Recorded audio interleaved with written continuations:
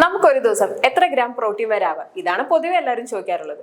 എന്നാൽ അതിന്റെ അളവ് മാത്രമല്ല, കഴിക്കുന്ന പ്രോട്ടീന്റെ ക്വാളിറ്റിയും അത്രമേൽ ഇമ്പോർട്ടന്റ് ആണ്. This is Frenla Francis, dietitian, Meditrina hospitals, Kollam. Proteins നമുക്ക് രണ്ട് രീതിയിലാണ് ഉള്ളത്. ഒന്ന് കംപ്ലീറ്റ് പ്രോട്ടീൻസ്, മറ്റൊന്ന് ഇൻകംപ്ലീറ്റ് പ്രോട്ടീൻസ്. എന്താണ് കംപ്ലീറ്റ് പ്രോട്ടീൻസ്? എല്ലാ അമിനോ ആസിഡ്സും, അതായത് എസെൻഷ്യലും നോൺ എസെൻഷ്യൽ അമിനോ ആസിഡ്സ് അടങ്ങിയിട്ടുള്ള പ്രോട്ടീൻസിനാണ് നമ്മൾ കംപ്ലീറ്റ് പ്രോട്ടീൻസ് എന്ന് പറയുന്നത്. ഇവ കാണുന്നത് അനിമൽ സോഴ്സസിലാണ്, മത്സ്യമാംസങ്ങൾ, മുട്ട, പാല് എന്നിവയിൽ. That is good source of protein. Vegetarian proteins ആണ് ഇൻകംപ്ലീറ്റ് പ്രോട്ടീൻസ്. പയറുവർഗ്ഗങ്ങൾ, നട്ട്സ്, സീഡ്സ് ഇവയിൽ നിന്നാണ് വെജിറ്റേറിയൻസിന് പ്രോട്ടീൻ കിട്ടുന്നത്. അപ്പൊ ഇവരുടെ ഈ ഒരു ഇൻകംപ്ലീറ്റ് പ്രോട്ടീൻസ് എങ്ങനെ നമുക്ക് കംപ്ലീറ്റ് പ്രോട്ടീൻസ് ആക്കാമെന്ന് നോക്കാം.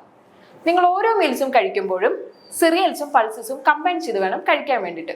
അതായത് ഒരു 3:1 റേഷ്യോ. ഫോർ എക്സാമ്പിൾ ഇഡ്ലി, പുട്ട്, കടല ഇവ ഇങ്ങനെ കഴിക്കാൻ പറയാൻ കാരണം ധാന്യങ്ങളിലുള്ള ചില അമിനോ ആസിഡ്സ് പയറുവർഗ്ഗങ്ങളില്ല, പയറുവർഗ്ഗങ്ങളിലുള്ള ചില അമിനോ ആസിഡ്സ് ധാന്യങ്ങളിലില്ല. അതുകൊണ്ട് ഇവ കമ്പൈൻ ചെയ്ത് കഴിക്കുമ്പോഴാണ് അവിടെ ഒരു കംപ്ലീറ്റ് പ്രോട്ടീൻസ് ആയി മാറുന്നത്.